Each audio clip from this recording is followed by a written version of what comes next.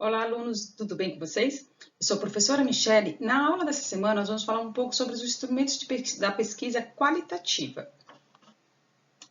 A pesquisa científica se distingue de obra, modalidade, qualquer de pesquisa pelo método, pelas técnicas, por estar voltada para a realidade empírica e pela forma de comunicar o conhecimento obtido, ou seja, o método científico e suas aplicações. O método científico, na verdade, é um instrumento utilizado pela ciência na sondagem da realidade, um instrumento formado por um conjunto de procedimentos mediante os quais os problemas científicos são formulados e as hipóteses são examinadas. Aqui vocês estão vendo na tela que tem o quê? A ideia, né? Surge a ideia da pesquisa, a ideia do que você quer pesquisar, da problematização também, né? Depois você vai fazer o quê? As perguntas necessárias para que seja solucionado aquele problema ou a ideia, né? Depois nós temos a experiência, né? Que são as experiências que nós temos com os dados que foram obtidos, né? Depois nós vamos fazer o quê? Os resultados e conclusões. O que nós achamos através daquela problematização? Qual foi as soluções que nós conseguimos? Por que aconteceu esse tipo de problemas? Como que solucionar esses problemas? Nisso tudo vem o quê? Vem novas ideias, novos argumentos, novas hipóteses, novas teorias, novos comportamentos, né? E novas metodologias também. Nas etapas da pesquisa, existem 4 conceitos, que são o reconhecimento e formulação do problema, o planejamento da pesquisa, a execução da pesquisa e a comunicação dos resultados. E eu vou falar para vocês o que significa cada um. Primeiro, o reconhecimento e formulação do problema. É selecionar o objetivo da sua pesquisa, é a definição do problema, a exploração inicial do tema. Depois disso, vem o planejamento da pesquisa. Tudo na vida nós temos que ter planejamento, certo? Na pesquisa também é assim, que é definir objetivos e hipóteses, é definir metodologia, que são fonte de dados, método de pesquisa, técnica de coleta de dados, população e amostra, e planejar a coleta de dados dele. Depois do planejamento vem o quê? A execução da pesquisa, o que você vai fazer. Né? Que é preparar o campo, que é o pré-teste, é ir para o campo, é o que? Sobre a coleta, a conferência, a verificação e a correção. Depois vem o quê? Processar e analisar os dados, que é o quê? Digitação, análise, interpretação e a conclusão e a recomendação. E por último, que é a comunicação dos resultados, que é o quê? É a redação de relatório, é a apresentação do resultado, é a finalização da pesquisa. Vamos falar sobre as formas de abordagem. Na aula passada, nós falamos um pouco sobre a pesquisa quantitativa e a pesquisa qualitativa. Eu só vou rever isso com vocês. A pesquisa quantitativa, que traduz em números, opiniões, informações para classificá-los e organizá-los, utiliza métodos estatísticos. Uma forma disso é o IBGE.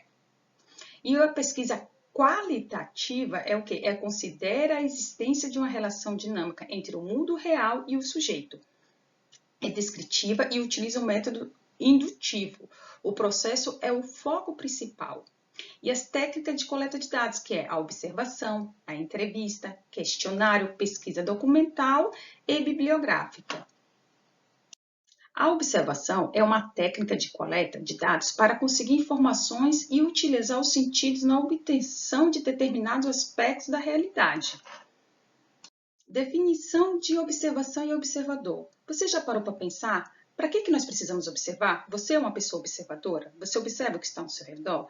A sua observação, ela é participante ou não participante? Você participa daquela observação direta ou indiretamente? A observação, ela tem 3 métodos, que são a estruturada, a semi-estruturada e a não estruturada.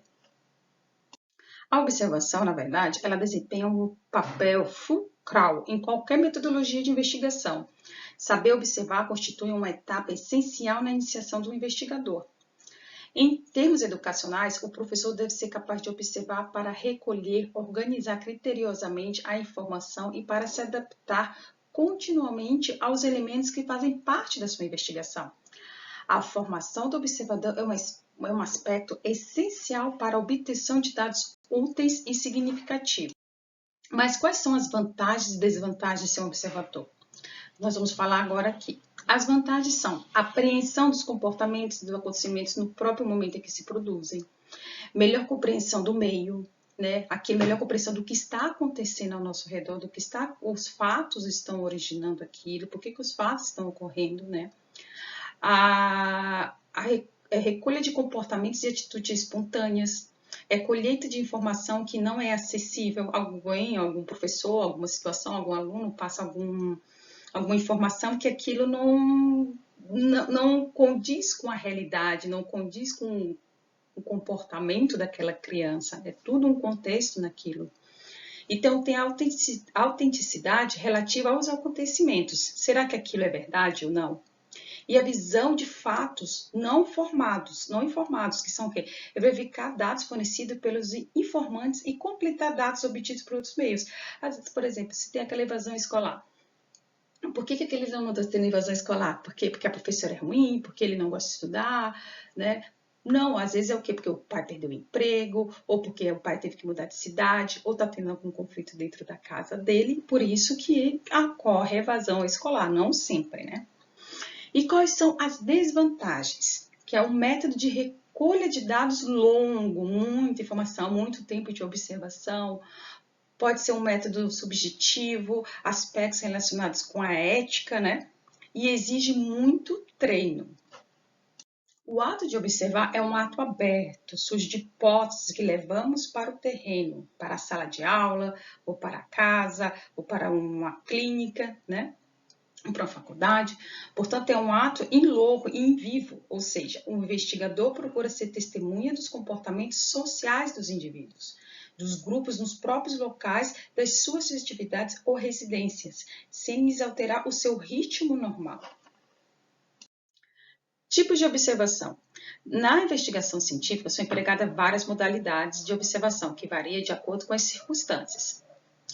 Os mais utilizados são a observação não estruturada, que é realizada sem planejamento, sem controle anteriormente elaborados, como decorrência de fenômenos que surgem de imprevistos. Já a observação estruturada é a que se realiza em condições controladas para se responder a propósito de forma anteriormente, requer planejamento e necessita de operações específicas ao desenvolvimento.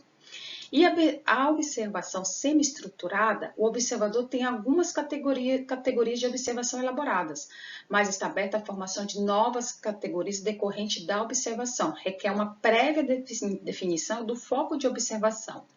Para a escolha de dados numa investigação, utiliza-se a observação estruturada ou semi-estruturada. E quais são os problemas da observação? O principal problema é a presença do pesquisador, pode provocar alterações no comportamento dos observados.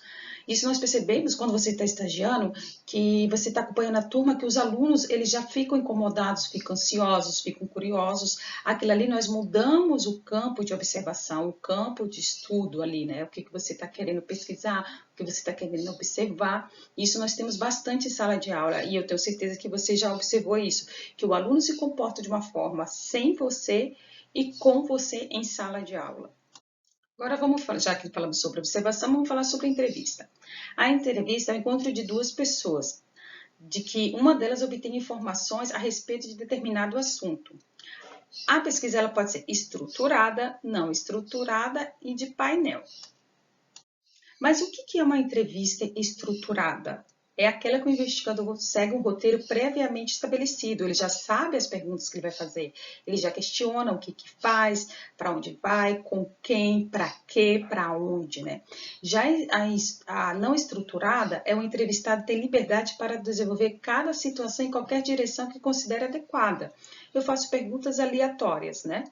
E o painel consiste na repetição de perguntas de tempo em tempo às mesmas pessoas a fim de estudar a evolução das opiniões em períodos curtos. Por exemplo, você estuda no período da tarde? Sim, você pergunta para 5, 10 pessoas. Essa é de painel, uma pergunta já formulada para várias pessoas no grupo.